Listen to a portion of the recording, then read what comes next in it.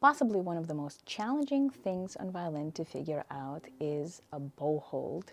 The bow is the voice of the violin, so how you hold it and how you move it on the string is what's going to make or break your sound. Today I'm going to talk about how to find the perfect bow hold for you. Hi, my name is Aryadna and this is Mindful Strings, where I help you learn the violin on your own time and love your every practice. On this channel, I share what I wish I knew when I first started. If you're interested in going deeper, please check out the free 15-minute Get Better at Violin guide that I put together for you guys. The link is down in the description below. If you're ready to shave years of your violin learning journey, let's get started. The thing that you want to start with is to look at the shape of your hand. What you're going to be paying close attention to here is the length of your index finger and your ring finger.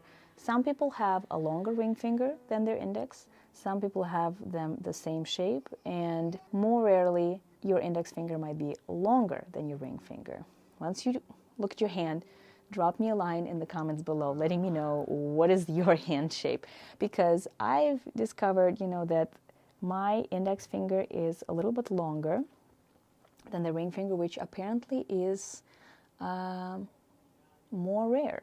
And the reason this matters is because the length of your fingers is going to change where exactly they land on the stick.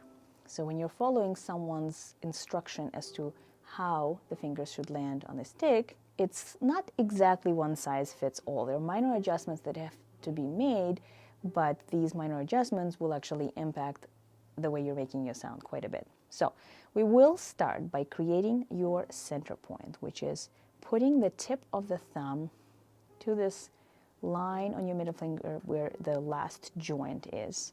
And the thumb will be round, the thumb will be bent, so that you're kind of creating a circle shape here. Now, the thumb is going to rest right here in the space between the bump of the frog and the leather wrapping of the bow.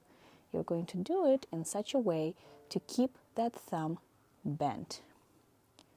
Now, you may notice that this part of the thumb will touch the bow hair a little bit, and that's actually not the end of the world. So one of the things to keep in mind before you play and before you even put your hand on the bow is that the bow is going to be on the string slightly tilted away from you. I'll show you briefly with the violin. So if you're looking at me this way, the bow needs to be tilted a little bit away. So the stick is away from my face and the bow hair is a little bit closer. This helps us with tone. That's not to say that we never use flat hair on the violin, but that's kind of the default position. You want to set it up with that in mind. So the bow is going to be a little bit tilted.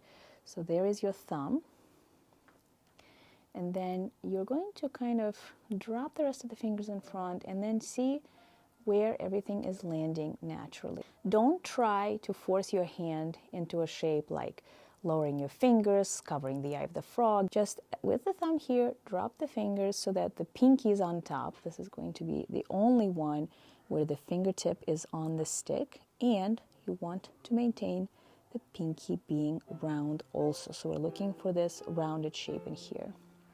And then the index finger and the ring finger primarily are going to end up, well, this affects the middle finger too, but especially these two, based on how long they are, is what's going to determine how low you're going to go. If your ring finger is longer than your index finger, then it's going to be a little bit lower on the frog.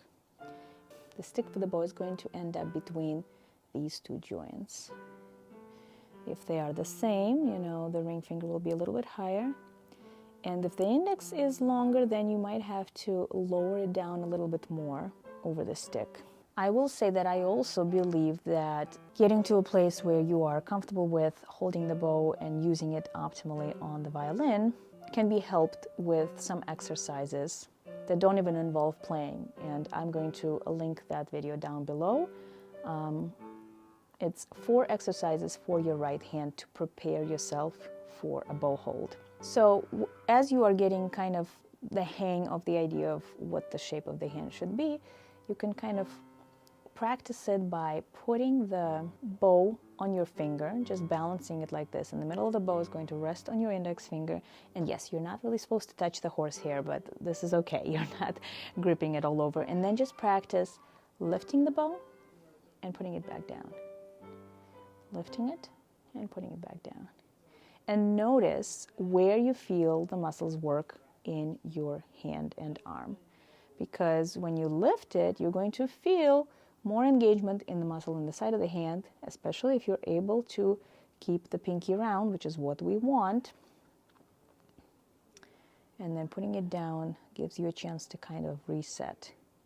Things to watch out for is straight fingers. Okay, so I would say the number one thing in the beginning, see if you can get used to kind of this rounded shape. So in a way, it's like, the neutral shape of your hand if it's just in a inactive, relaxed position, and then just kind of draped over the bow. So keeping in mind that your center point is going to be the most important. That's where you're really holding and balancing the bow, and the pinky sitting on the stick. So as I said, share with me what you're discovering about the shape of your hand and what was difficult for you as you tried to do this. Happy mindful practicing, and I'll see you next time.